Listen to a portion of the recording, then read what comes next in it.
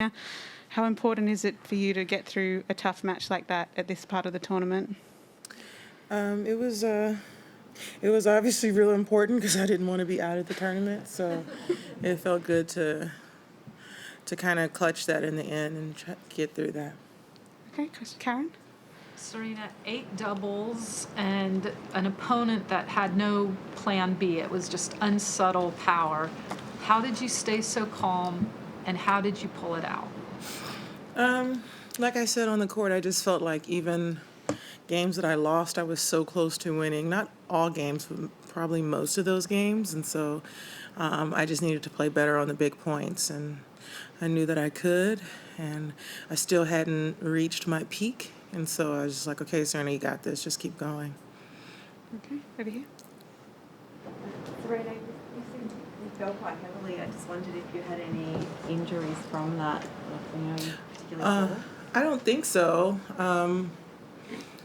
It didn't hurt at all, and I didn't roll my ankle, so that was good. I just, yeah, I don't. I think it was just dramatic, me being dramatic. Okay, Nick?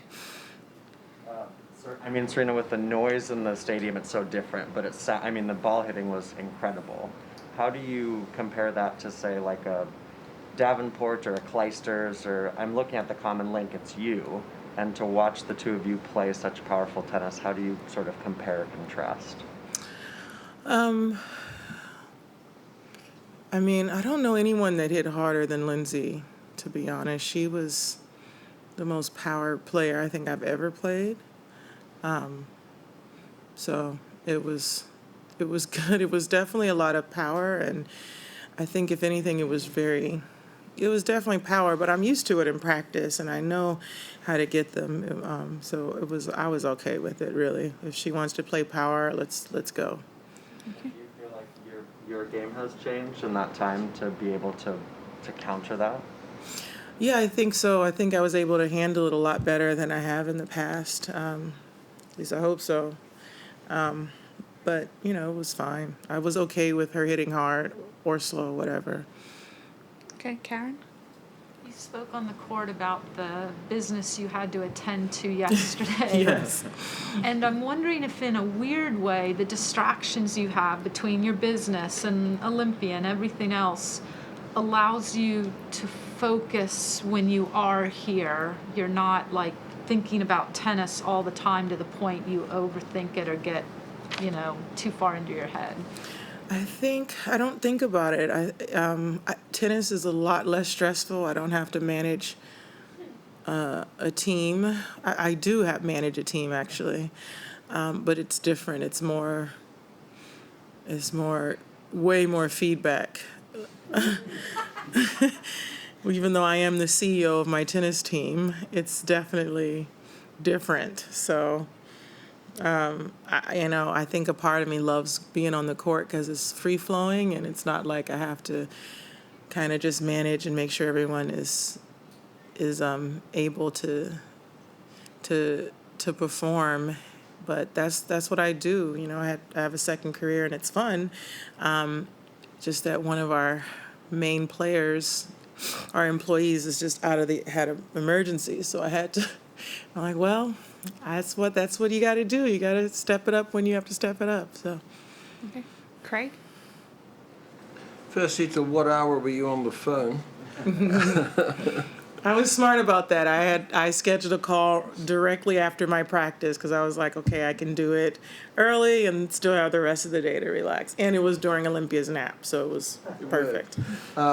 So look ahead. Now it's either Simo or Iga. Your thoughts on each one of those? I've never played Iga, obviously, but at this point, I'm ready for either player. It's quarterfinal of a Grand Slam, and I've been here more times than I can even count. So, and that's the right attitude for me to have. I'll be ready for either player. Okay, over here. Yeah, Serena, I want to ask about another off-court pursuit of yours, which is your involvement with the Angel City FC franchise. I know we've seen Naomi through the week as well sport a North Carolina Courage cap, a nod to her involvement in that franchise there. Can you sort of speak to, I guess, first of all, I guess, what you think of this recent trend of athletes, sort of investing back in women's sport, and what message do you hope do I guess you hope it sends to those young athletes, maybe starting out, who maybe sort of picking up a racket or kicking a soccer ball for the first time, and hoping to hit the same heights that both of you have.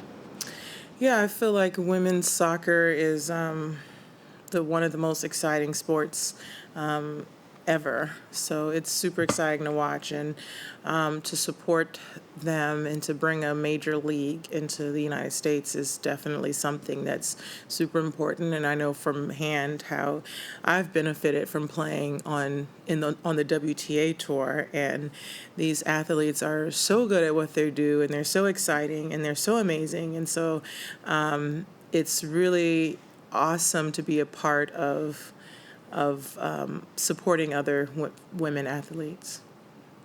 Karen? There was one point in the match, I think you were facing a double break point, and you looked at your box, and Venus, who's just as quiet as can be, just went like this. And I'm wondering if it goes both ways too. You can almost telepathically give each other energy, positivity. You told Yelena that, she's one of the few people that understands exactly what you're going through in that moment, right? What do you get from that exchange? She's really one of the only voices I hear. I don't know if I zone out and she's the only one I hear, because I know that when I hear her voice, it just makes me calm and confident. And so, yeah, I think there's something about it that just makes me feel really good. Okay, Nick, last one in the room. Yeah. Serena, did you watch it? I mean, the match before yours was fantastic as well. Did you take any of that in? I watched a little of the first set and a little of the second, but I was getting ready by the time they got into the third. Your match and theirs were the first 3 setters of women's matches on RLA this year. I'm just wondering if you feel like, as the tournament turns the corner to the business side, if people you have felt up their games when they can see the trophy in sight. Well, I think the later stage of the tournament, you're playing players that's been this far and that wants to take it a step further. So generally, you're playing players that are more experienced. Okay, Louis? A reminder to those of you online, if you have a question for Serena, please use the raise your hand function. Howard, we'll start with you, please.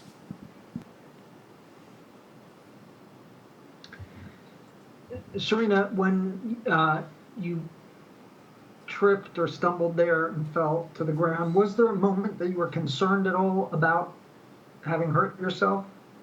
Well, my first thought was not another ankle sprain in Australia, but I knew immediately that it wasn't, and then I was more embarrassed than anything. I was like, oh my goodness. I don't like falling. I don't like falling. But I was fine. I mean, once I realized I didn't twist my ankle, like, at all, I was like, okay, I'm good. Let me just get up.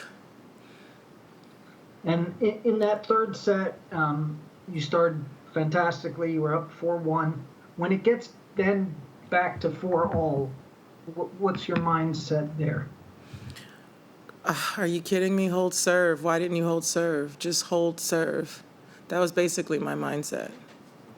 All I had to do was hold serve, and I didn't. Okay, Bill, next question, please. Hi, Serena. You had yet another incredible match today. In this part of your tennis journey, what is it that inspires you? What is your inspiration?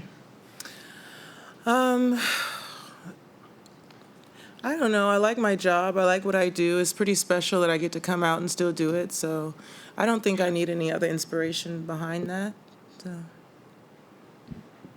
Hermione, next question, please. Hi, Serena. There was another kind of crazy point where you retrieved a ton of balls and then she missed this overhead.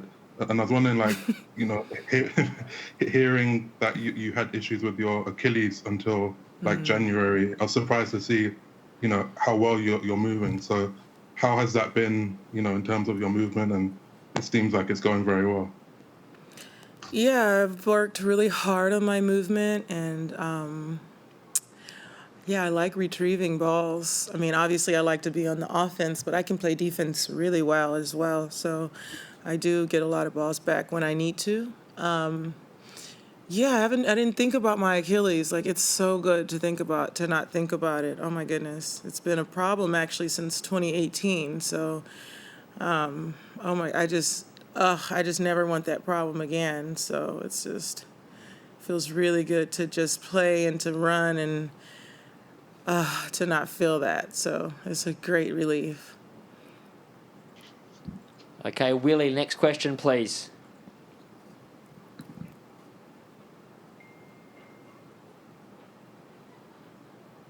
Serena, how would you describe the depth of the women's tour and the draw that you're facing right now as an example of that?